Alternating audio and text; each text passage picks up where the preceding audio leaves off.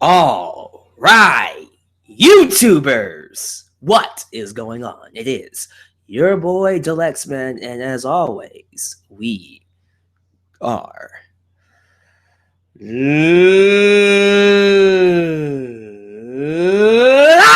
ladies and gentlemen, for my WWE Battleground 2016 review and reactions. We are up here to talk about the event that just ended on the WWE Network.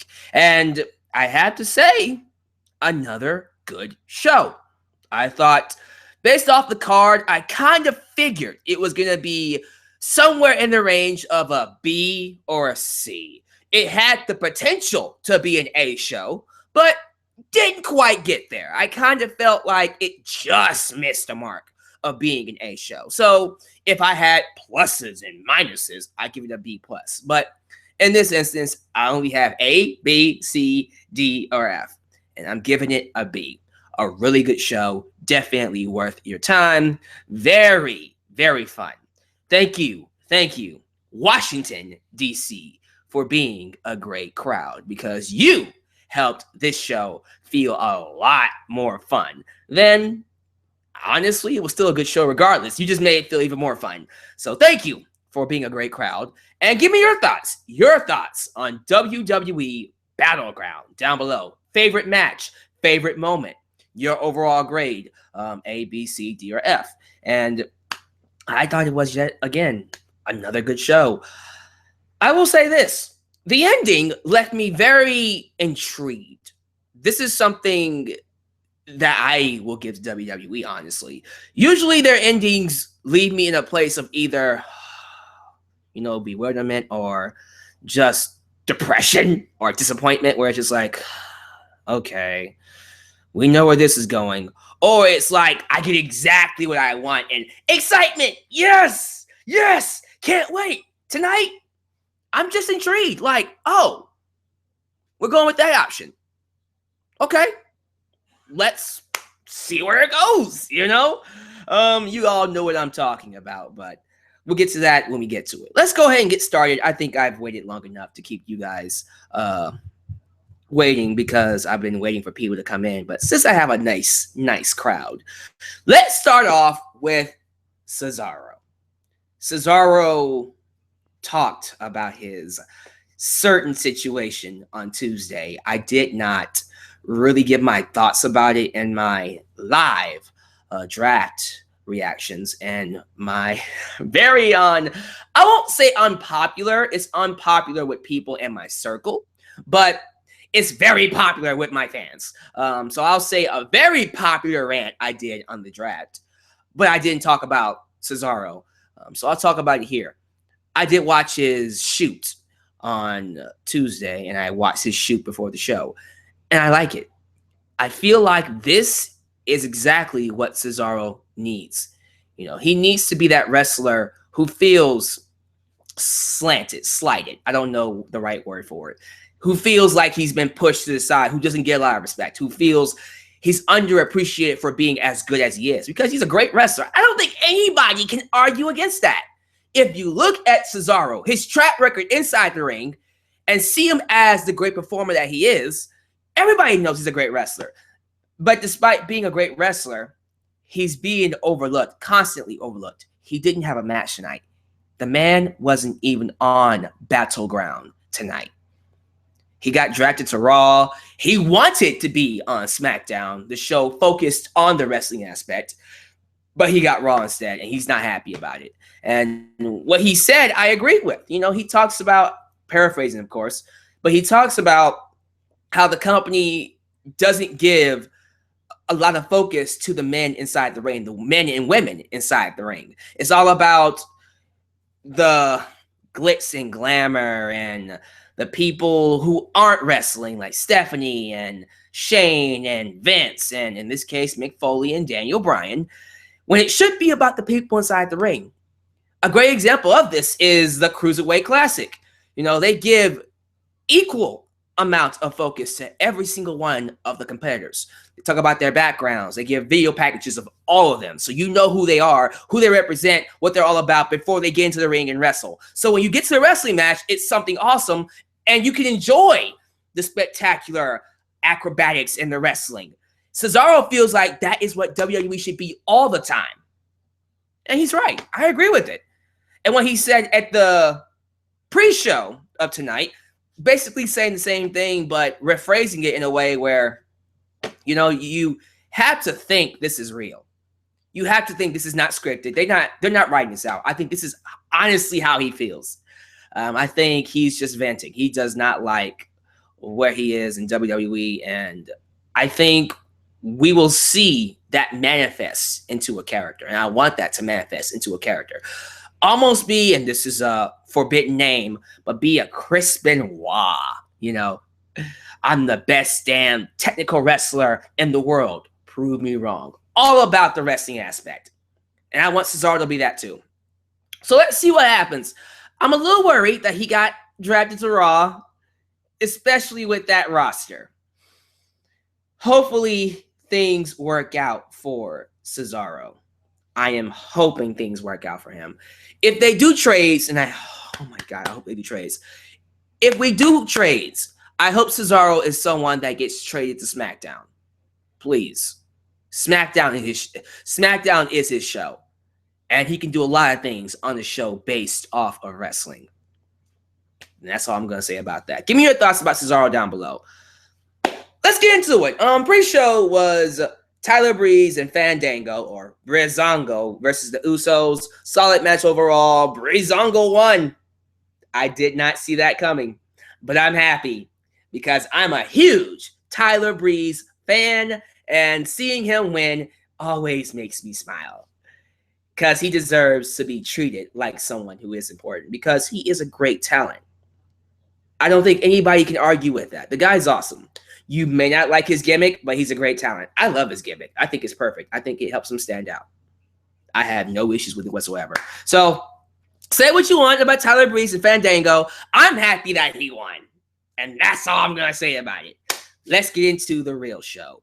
We open up with Charlotte and Dana Brooke versus Sasha Banks and a mystery partner of her choosing. We've speculated from people like Trish Stratus and Lita and Bayley and Ivory and Bayley and Molly Holly and Bayley and Alexa Bliss, Asuka. Did I mention Bayley? Help me out, guys. Nikki Bella, Bayley. Brie Bella, Bayley. I wonder who it was. Oh man, I forgot. I forgot who it was, guys. Help me out. Just kidding. The mystery partner was Bayley. Bayley debuted, and she got a massive reaction. I think she got one of the biggest pops of the night. I'm trying to think. Yeah. She got a massive reception, as she deserved it, because Bayley, to me, a huge favorite of mine. So lovable. Such a great wrestler. Such a great character. Such a great person. I always fall in love with people who are just good. Just good-hearted. They're just good people. And Bayley is just a good person. And people like that, you just want to see succeed. Not because she's a great performer. Not just because she's a great performer. Because she is. And she has a really good character that we can relate to and cheer for, because she does, but because she's a good person who just loves what she does. And people like that deserve to be featured as a main attraction on WWE show. The match itself, great match. A testament to where female wrestling has come from, because female wrestling used to be so disrespected. Guys, think about this. 3 years ago, 30-second matches, 1-minute matches, 2-minute matches. AJ Lee's title run didn't go that long. Since 2014 on NXT, Charlotte, Bayley, Sasha Banks, Becky Lynch, Natalya, all of them, they've been killing it. And it changed the shape. It changed the perception of female wrestling in WWE. And since then, we've gotten some really good matches from these girls, and it has come to a point where now they are getting loud reactions. It is in comparison to the men on the roster. Bayley gets bigger reactions than some men do. I think she gets bigger reactions than people like Dolph Ziggler, than Baron Corbin. Baron Corbin's a heel, but you get my point. Other baby faces, Mark Henry, Big Show. And I love it. It's really awesome. Comes down to, I believe it was Sasha Banks and Charlotte in the match. And we had a accident happen somewhere in the match. I think Sasha was going for a flying Hurricane Rana in tribute to Lita, and she landed awkwardly, and I thought she hurt herself. She's okay, but it looked nasty. But Sasha locks in the bank statement and makes Charlotte tap out, which sets up her women's championship match at SummerSlam, which is awesome. Bayley comes up, has a great debut, wins in her debut match with Sasha Banks. And Sasha Banks and Bayley hug, by the way, but Sasha Banks looks strong. And I can't wait to see where this leads. I'm going to assume that Bayley just got a one-off performance here. She's not officially on the roster yet because she has to have her feud with Asuka on NXT. But once that's done, expect her to move up. And I guess she's going to Raw. I'm going to guess. Yeah. I'm going to guess she's going to Raw. Dang, man. It's pretty bad. It's pretty bad. For SmackDown, at least. But, okay. That was the first match. I thought it was great. Let's go on to the next match, which was it the Wyatts? Yes, it was the Wyatt family versus the New Day. The New Day has officially become the longest reigning WWE Tag Team Champions of all time. As of right now, sitting at 334 days. Tomorrow, it will be 335 days. If they reach SummerSlam, it will be a full year. The first ever Tag Team Champions to hold that belt for a full year. And I'm happy for them. If anybody deserved it, it is definitely the New Day. So I'm happy about that. Getting into the match, really good. Great back and forth. Lots of stiff moments. They beat the hell out of each other. By the way, I hope Big E's okay. Look, I'm not usually someone that likes to tell wrestlers not to do certain moves. And people have been saying it for months now that Big E's spear through the ropes, solid monster, good mic work, others that I've known. They've said that spear through the ropes is too dangerous. He's going to hurt himself one day. He's going to break his neck. Well, he did it tonight, and it looked like he hurt himself badly. It didn't look good. I hope he's okay. Hopefully we get an update on Big E. If there are any updates while this podcast is going on, please let me know. But it looked like he hurt himself big time when he landed awkwardly on the outside. So I hope Big E is okay. But it was a very story-driven match, which I love. We have Xavier Woods throughout the match acting scared to get inside the ring because he's in fear of the Wyatts. Every time Bray Wyatt looked at him, he cowers away and backs off. In the end, it finally came down to him confronting Bray Wyatt, stares him eye to eye, and he just unloads. He finds the strength to conquer his fear and fight Bray Wyatt, and it got a great reaction. See what storytelling does for you, WWE? How it can actually make your matches more, exciting, make people invest. So when big moments happen, you get big reactions. What a concept. He got a big reaction. Unfortunately, though his fury was kind of cool, Bray Wyatt overcomes with the Sister Abigail. He beats the 1, 2, 3. And what I like to say about Bray Wyatt when it comes to this match is the fact that when he was kicked, when he was punched, when he was drop kicked, he loved it. He loved it. He laughed. He enjoyed it. Like you would punch him, he'll go, "Hey, I want some more. Follow the buzzers." And it was wonderful. It was great. Masochist Bray Wyatt is the character we need. Someone like Bray Wyatt, if booked right, can really turn the show around, man. I'm serious. Imagine him fighting Brock Lesnar. He'll take an F5 and he'll laugh laying on the ground. Like, he's in pain, but he's loving the pain. And he might lose. He can lose to Brock Lesnar, but go with me on this. He's fighting Brock Lesnar. Lesnar's suplexing him throughout the entire time. Like Roman Reigns did at WrestleMania, Bray Wyatt is laughing, and he's laughing, and he's laughing, and he's laughing. Lesnar picks him up, F5s him, and Bray Wyatt is just laying flat out on the ground, still laughing, like the Joker. And he's like, do it again, Brock. Do it again. Picks him up, F5s him again, and Brock is just like, what the fuck is wrong with this guy? Like, seeing stuff like that would make me go, oh my God, this guy's off. We can do that kind of stuff with Bray Wyatt. They won't do it because it's too good, but imagine, just imagine if we did that kind of stuff with Bray Wyatt. You know, I see him being the top heel of SmackDown, honestly. It might be AJ Styles. It could be, you know. But, man, Bray Wyatt. Bray freaking Wyatt is the man. I love him. And hopefully he gets booked right on SmackDown. And I expect him to be booked right. Because Ryan Ward, who wrote for NXT, is now writing for SmackDown. So hopefully with a good writer, we can actually have a great run for Bray Wyatt. But yeah, guys, that is that match. Really good match. I really enjoyed that 6-man tag.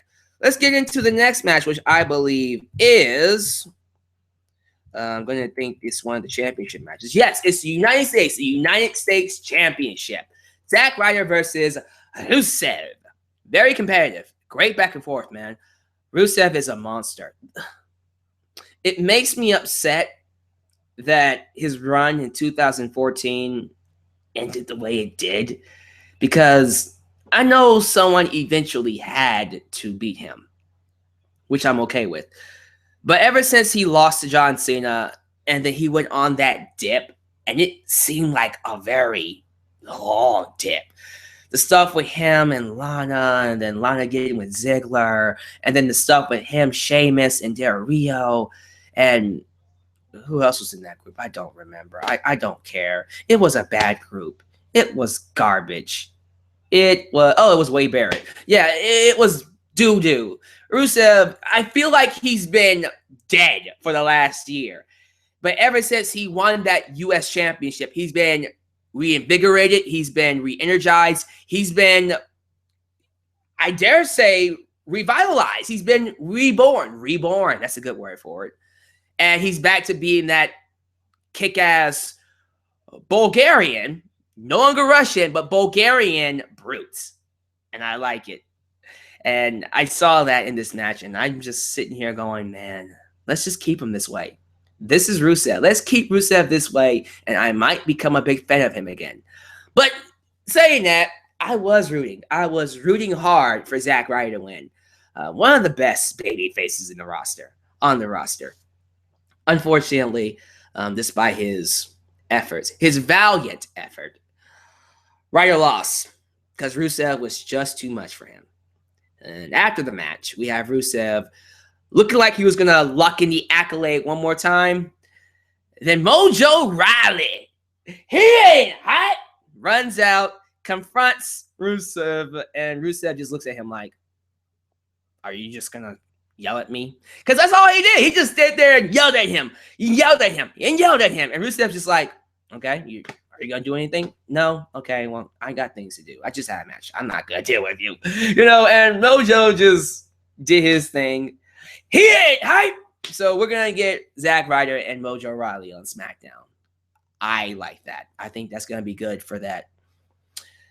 Whatever tag team division is there. But it's going to be good for it at least.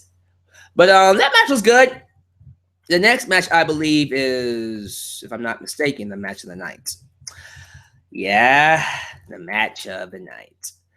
Sami Zayn versus Kevin Owens. Oh, my goodness gracious. Yes. Yes. What an awesome match. What an awesome. I'm not going to say conclusion, because I believe this isn't the last time. This is not the last time you will see these two fight. You will see them fight again. It just won't be for a while. This is a great chapter closer. How about that? A great closure to the chapter that is Owens versus Zayn. And man, this match was amazing. You know a match was great if it gets a standing ovation in the middle. In the middle of the match, everybody in that arena stood up and applauded them. And they deserved it. This match was off the chain. We got a freaking brainbuster on the apron. Now, think about this. You've seen him do brainbusters on turnbuckles, which honestly, if he can do a brainbuster on the apron, I think he can do a brainbuster on a turnbuckle. We might see that one day. He might not pull that off until a WrestleMania or something. That would be a very devastating move to pull out. But apparently, he can do a brainbuster. Make that his finisher. Make his finisher the brainbuster. I would love it. But we got brainbusters on the apron. We got double sequence Chimera suplexes. We got freaking cannonballs into Sami Zayn's head while he's trapped in the turnbuckle. Fight forever chance. And then, oh, by the way, Sami Zayn had a nasty botch. It looked scary. He went for that double-legged springboard moonsault that he usually does to the outside. And I don't think he got a lot out of the ropes. Like, he usually springs off of it pretty far. He didn't get a good spring off of it. And he almost hit the apron. It looked scary. He's okay. Because there was a moment there I thought he broke his shoulder, but he's okay. But that was scary. One of the scariest moments of the night. Like Big E and his botch. But yeah, man, he was cool. The ending, though. Oh, that ending was glorious.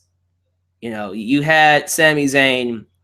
And by the way, Sami Zayn is very good at facials. If you just study his matches and you just watch his facials as he takes a bump, as he gets up, it's just great. But you have Sami Zayn who's getting slapped around and slapped around and slapped around and beat up because he took a freaking pump-up powerbomb near the ropes and kicked out.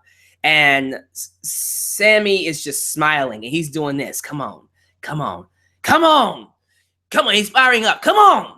And then Kevin Owens does one more, and then he grabs him, T-blown suplex into the turnbuckle behind him, and then Chimera suplex, and then Sami Zayn looks at him like red eyes, darts forward, haluva kick. And then you have this moment of sympathy. And I love this stuff about Sami Zayn. He shows...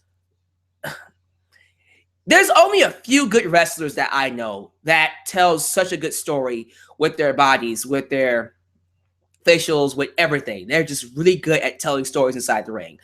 Bret Hart, Shawn Michaels, Austin, Rock. Sami Zayn, Mick Foley, of course. And I can go on forever. Triple H.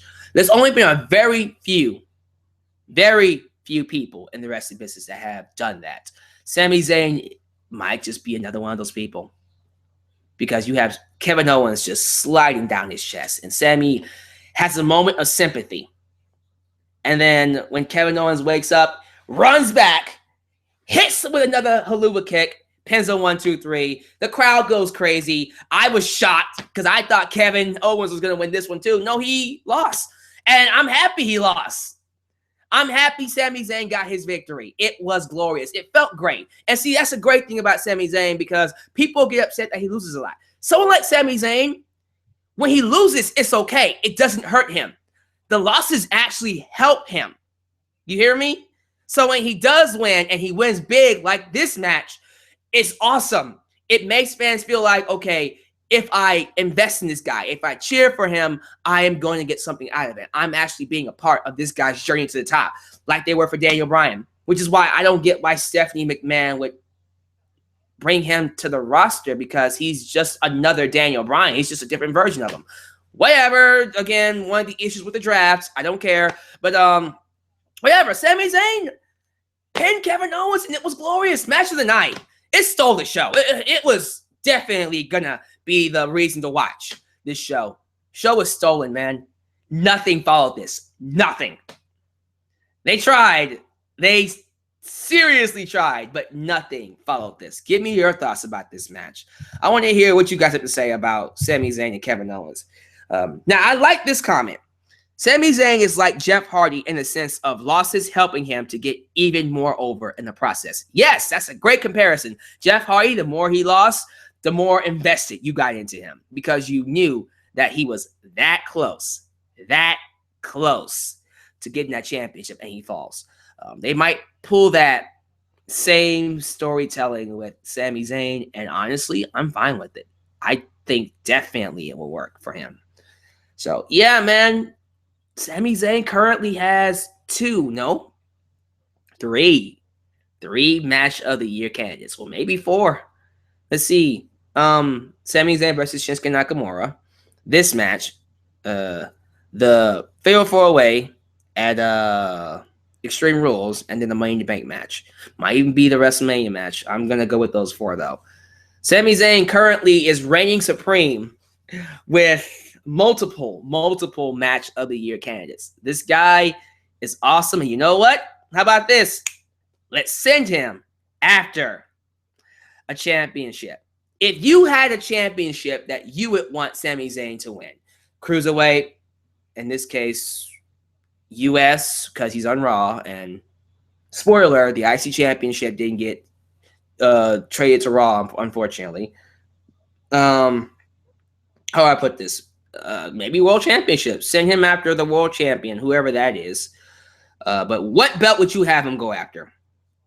People are telling me US Championship. So him versus Rusev? I'm fine with that. US Championship, US Championship, Cruiserweight Championship. I'm fine with that too. Some people are, trying to tell me that he would be a World Championship. Okay, let's go. Let's go, man. We can definitely do that. World Championship would be awesome. I'm fine with either or, but I think it's time we send him after the championship now, because the guy is ready. It's about time we give this guy a run with that championship. He deserves it. Okay, let's move on. Next match was a cool down match. Becky Lynch versus Natalya. Not much to say about this match. I think the feud has been good. I'll say that. I think the build-up was fine. It was a nice mid-card match. A secondary women's match, which is awesome. We usually don't have two matches for women in WWE, but we do now, and it's legit. Like, it went a good 10, 12 minutes. So I was cool with it. Solid match. Natalya wins with the submission. I did like the chain wrestling aspect of it. Becky Lynch tried to lock in the disarmer, her arm breaker, and every time Natalya countered, she countered and she countered and she countered. And then Becky Lynch also countered some of Natalya's moves. So it was cool. It was really cool to see that kind of wrestling done in this match. Unfortunately, because it followed Sami Zayn and Kevin Owens, it didn't get a good reaction. The crowd was worn out. They needed a break, and they deserved one. So I still liked it. Becky Lynch lost. Becky can't win a match. She can't win a match to save, damn it, win something, Becky. Win one match, please. Now, it's good for her because like Sami Zayn and like Bryan and like others, the more she loses, the more you want to get behind her, the more you want to root for her. So when she does win, it'll be really cool. But it sucks that Becky is losing this much. Jesus, Becky, you got to get a win. Somehow, someway. You got to get a win. If they're going to split the championships up, if we get two women's champions, which is, I'm not feeling that. The women's roster, on the main roster at least, is not big enough for two championships. They might have to have Charlotte go to both shows, which is fine. I think that would work out fair. But hopefully one day, Becky does get a championship run. It's not looking like it'll happen anytime soon because let me tell you something. Sasha Banks winning that championship. She's going to win that championship at SummerSlam, and then Bayley's winning that championship at WrestleMania. So Becky will most likely not get that championship until maybe next year. I don't know. We'll see, but I love me some Becky Lynch. Natalya wins again. Let's move on to the worst match of the night. I don't know what the hell this was.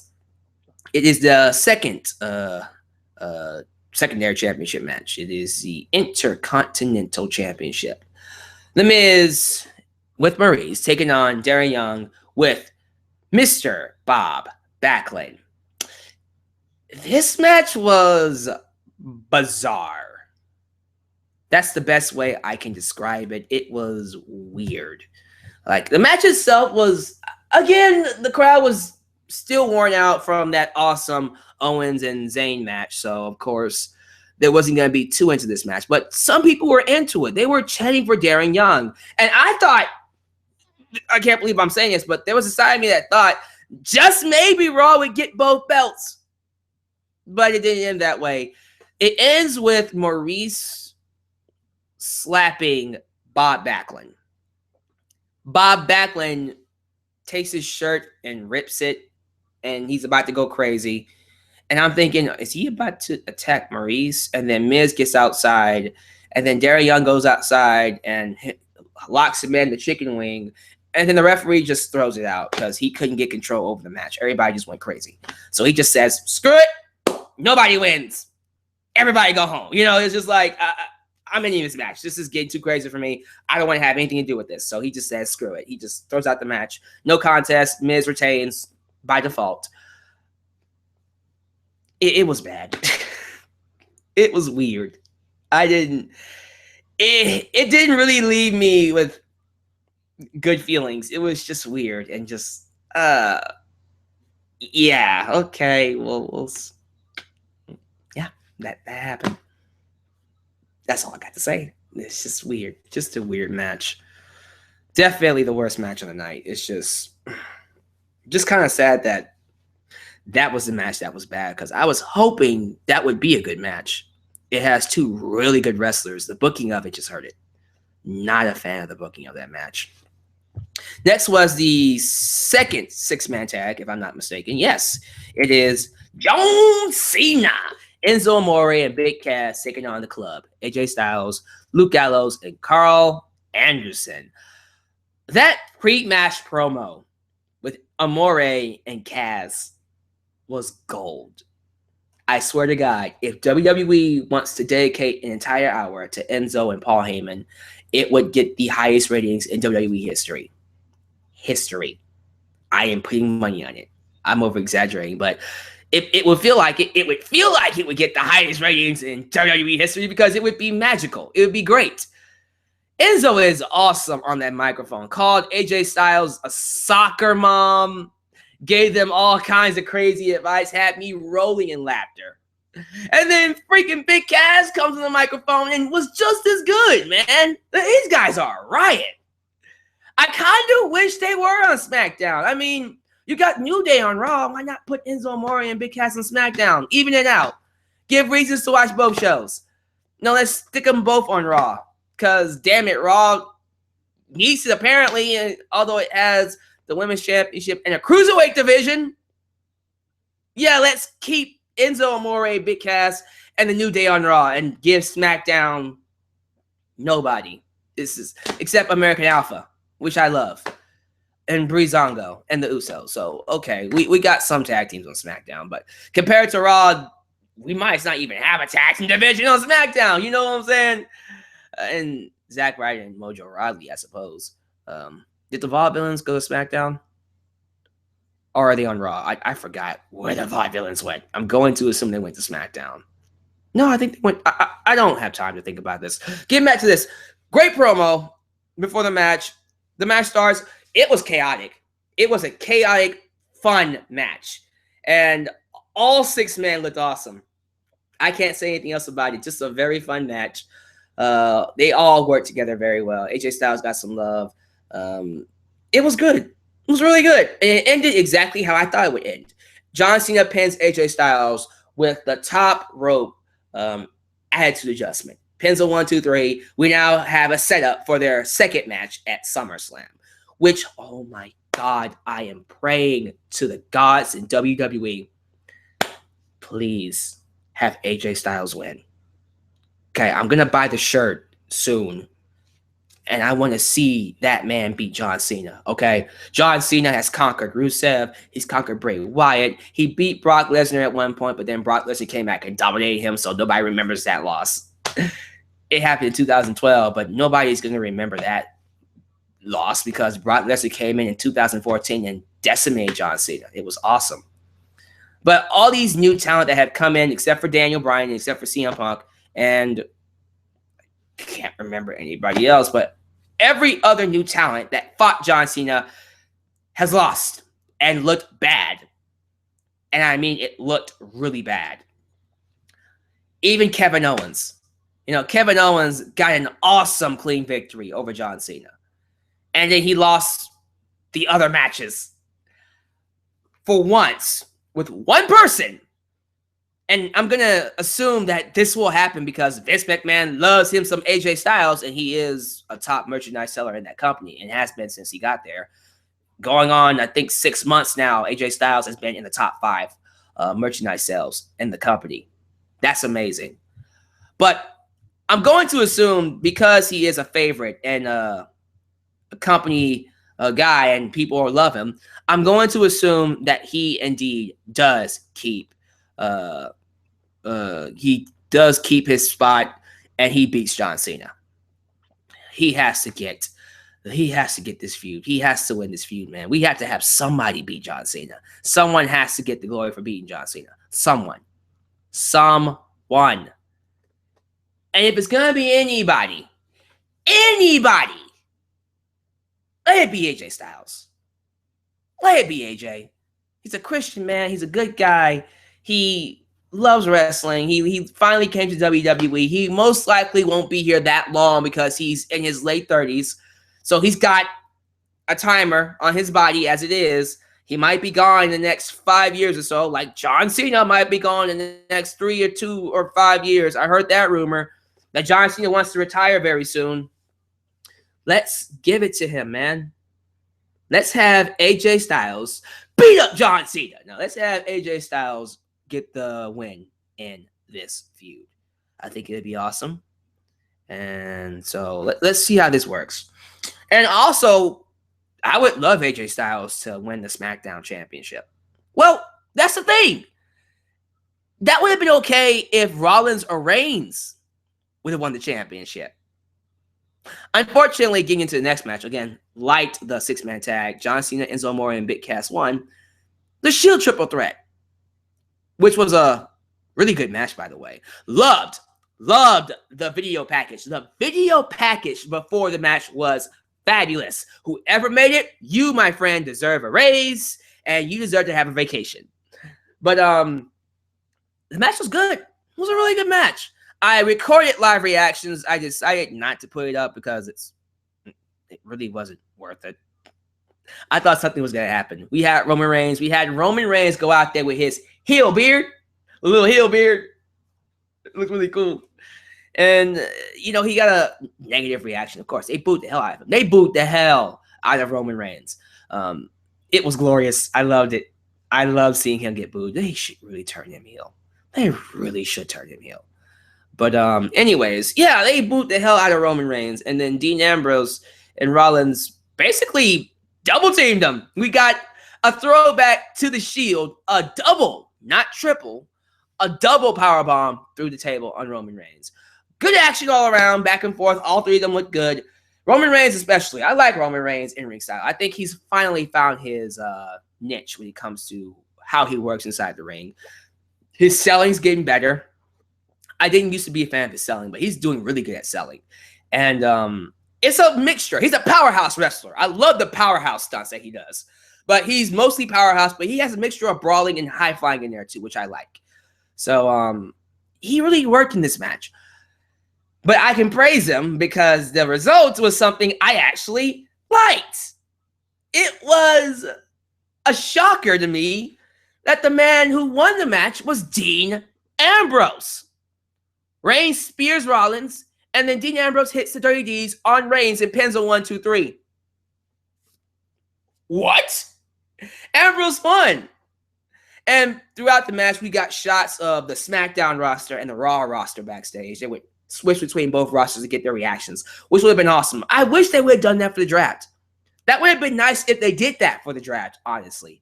But the reactions were great. And when Dean Ambrose won, SmackDown's reaction was like, oh my God, he won. Like me, I'm like, he actually won. He actually kept the championship. And the SmackDown roster goes out there with Daniel Bryan and Shane McMahon. They celebrate. And it was great. I love that. It was a really cool ending. And Stephanie looked sour, and Mick Foley was like, have a nice day. It was awesome. So to me, it was a really good ending, and it left me intrigued because where do we go from here? Like, we all suspected that either Reigns or Rollins would win. And if Rollins won, he would fight Triple H for that championship at SummerSlam. If Reigns won, he could still win the Raw championship. But if Reigns would have won that championship, then, you know, maybe he fight Rollins. Maybe we get a heel turn with Reigns. Or, you know, maybe he'll fight someone else. Like Sami Zayn. No, I'm joking. But now that Dean Ambrose has won, now you have to start thinking, wow, Ambrose is going to be in the main event of SummerSlam. What match is he going to have? You know, like, who's he going to face? And that's one of the things about the SmackDown roster, too. It really left us with very little people in that main event picture. I mean, main eventers right now are, what? Ambrose, Orton, Cena, AJ Styles, maybe Bray Wyatt. So maybe that's his opponent. Bray Wyatt. Bray Wyatt versus Dean Ambrose again for the championship. I don't know. I don't know who else Ambrose can face. Like, it's either Wyatt and Ambrose, because Orton's fighting Brock Lesnar and Cena's fighting AJ Styles. Yeah, I'm sorry. It looks like Ambrose definitely will indeed have to fight Bray Wyatt, which is no complaint from me whatsoever. I think the feud when it happened in 2014, it was forgettable. I'm not going to lie. I thought it would be something great. I tried to make it something great. I tried to feel like it was something great. It really wasn't. It was pretty forgettable. Maybe on SmackDown, it could be a little better. Maybe. You know, add stipulation to their match at SummerSlam. Really make it feel like it's a good match. You have to see it. But, man, I got to say, Bray Wyatt, the way he's been booked as of lately, I've been very pleased. So if they want to go ahead and give him a championship shot, finally, I would love it. But who else would you have Dean Ambrose fight?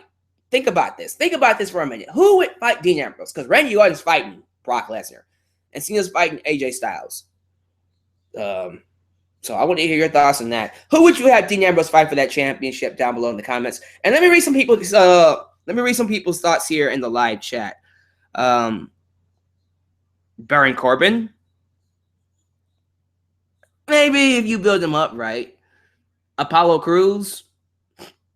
I mean, that would be pretty awesome, but no, not going to happen. Corbin again. Eva Marie. You funny. AJ versus Cena versus Ambrose. Triple threat.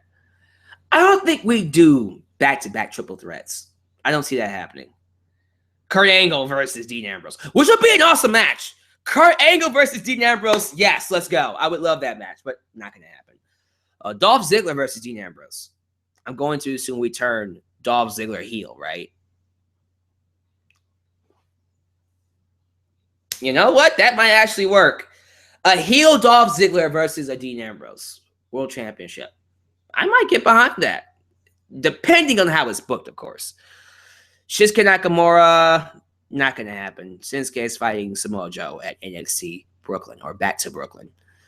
Austin Aries would have been good. He would have been a great opponent. Cesaro's on Raw, not going to SmackDown. Although Cesaro versus Dean Ambrose would be great. Triple H? Okay. I mean, that could work. Don't see it happening, but it could work. Samoa Joe would be great. Balor's on Raw. Orton's fighting Lesnar. Sorry, I don't see that happening. Now, I'm talking about at SummerSlam. Okay? SummerSlam. Now, afterwards, we can do Orton versus Ambrose. We can do Ambrose versus Cena or Ambrose versus AJ Styles, depending on who, if he even has a belt, depending on who the challenger is free. But Dean Ambrose versus The Undertaker. Ooh. Ooh. Yeah. I like that. I like it. I really like it. Yeah. I hope that's the match. I hope that's the match at freaking SummerSlam. Dean Ambrose versus The Undertaker. It's not going to be. And then we make it a no-holds-barred match. I'm getting excited. It's not going to happen, but that would be great. But yeah, guys, that was definitely a great main event. I did not expect Dean Ambrose to win. Was it the match? Was the triple threat didn't really live up to my expectations. I thought it was going to be a match of your candidate. It wasn't. It was just a good match. So they had to do that again. Hopefully at WrestleMania. And this time we changed the alignments. Hopefully Roman Reigns is a heel. Ambrose is still a face and Rollins is a face. And that would have worked. That would work a lot better. With that alignment, we could actually get a great match out of those three. Let's end this show talking about a really awesome segment. The return of Randy Orton. Randy Orton came back, and it was during the highlight reel with Chris Jericho. Can I just say something? Randy Orton, when Randy Orton is in a certain mood where he doesn't have a lot of passion, he just is going in there just to wrestle, make some money, you can feel it. It comes through your TV set. You're not as passionate about his matches. You're not really into what he's doing it because he's not into doing it. But when Randy Orton is in what I like to call I don't give a fuck mode, IDGAF mode, he is the absolute best. When Randy Orton has no craps to give and he says whatever is on his mind, he does whatever is on his mind, he is the best. He is amazing. Now, heel Randy Orton's great. I love heel Randy Orton, but I am a huge fan of I don't give a fuck Randy Orton. I think he's awesome. I think he comes across so unpredictable. He comes across so savage. Like he told Chris Jericho, Lion of the Night, let's just talk about it right now because you all know what I have to talk about. During the segment, he's thanking the fans, hey, it's good to be back. I'm happy I can be back. He looks very, very happy. He looks re-energized. He looks passionate again. He looks like he wants to be there. They talk about his match with Lesnar at SummerSlam. Jericho says Orton is scared of Lesnar. But then Orton had the zinger of the night where he talks about he can kick everybody's ass. No enhancement needed. Zing! Ownage on Brock Lesnar. And actually a shot at Roman Reigns too. But ownage on Brock Lesnar. And I just, you man, you lovable man, you are awesome. It was a great promo. And of course, RKO to close out. RKO out of nowhere. Jericho teased it. He's all like, you gonna hit with RKO out of nowhere? How about now? How about now? How about now? How about now? It's just one of those things. So it was like, I like it. I like that. And it was a fun segment.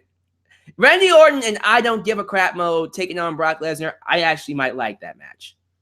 And I hope he stays this way. Just be you, man. Just go out there and just say whatever's on your mind. And if you happen to say a cuss words or two, who cares? They're not going to fire you. I think Randy Orton knows they're not going to fire him. I'll say whatever the hell I want. What are you going to do? Fire me? I'm set for life, man.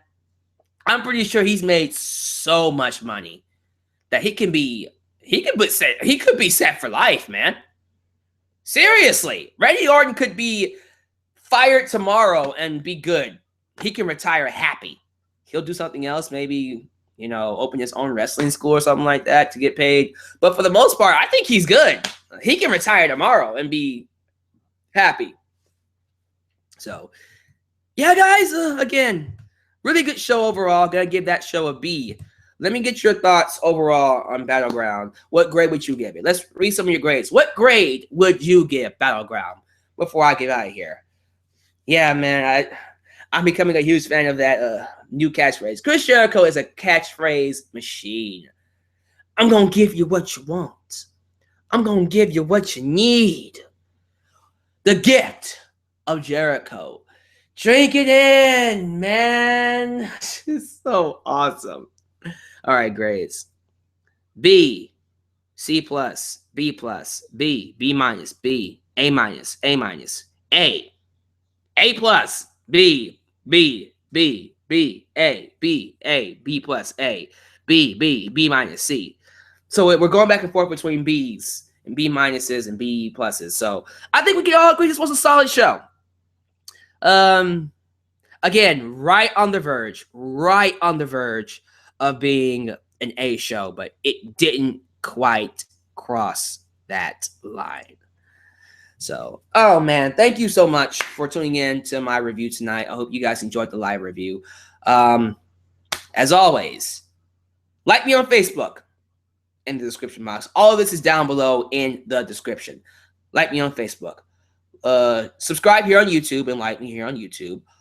Donate to my Patreon if you would like to improve the quality of this channel. I want to get a better backdrop. Like, look at my background over here. We have a Scott Hall picture that he signed, by the way, and then an Undertaker that is also signed. You can't see it, but he also signed that. And then CM Punk. And I also have a Daniel Bryan poster right here that you can't see. But yeah, I need more stuff back here, guys. Hopefully I can get a better backdrop soon. But yeah, guys, donate to my Patreon if you want to at least like get me a green screen or something like that to help make this channel more better for you. And last thing but not least, please check out the subreddit, the WWE subreddit for discussions on wrestling, because they are promoting my channel and they're helping to increase the Deluxe Man brand. The link to that subreddit is also down below in the description. And before I go, one last thing. If you like what you've seen and you want to get more of the Deluxe Man experience, buy the t-shirt. I have my own t-shirt. You can get one right now, men's size, extra large, women, and also a hoodie. I have a hoodie as well. You can buy whatever shirt, as many shirts as you want, and you can get it right now in the description box. So those of you who want to get a shirt, go ahead and buy it right now. Eat your heart out. I'll be buying a shirt very soon because I just got paid. So I need to get me my own shirt. So thank you guys for watching. I'm going to go ahead and sign off. I will see you tomorrow for my live review on Raw and my live review on SmackDown. So this is your boy, Deluxe Man, signing off. Deuces.